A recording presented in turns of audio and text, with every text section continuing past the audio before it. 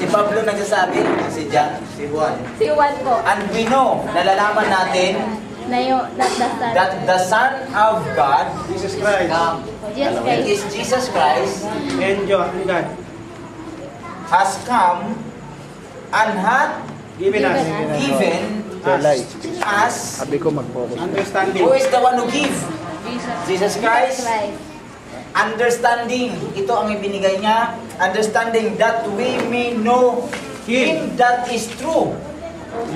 Who is the true God, which is the Father. Father. Siya nagpakilala. Siya nagpakilala sa Ama eh.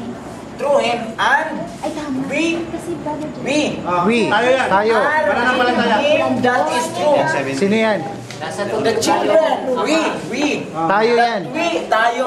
That we are in Him. Kanino? We are in the true God, True God which is the Father. Sa akin kay Jesus yan.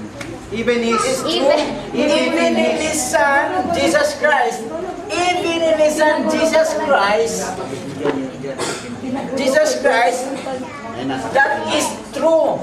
That is in Him, that is true. The Father. Kahit si Jesus Christ ay nasa Father. Father. Ama. Ngayon, tuldok.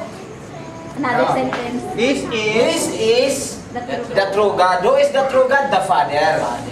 This is the true God and eternal life. And this eternal life is in the Father was given to His Son.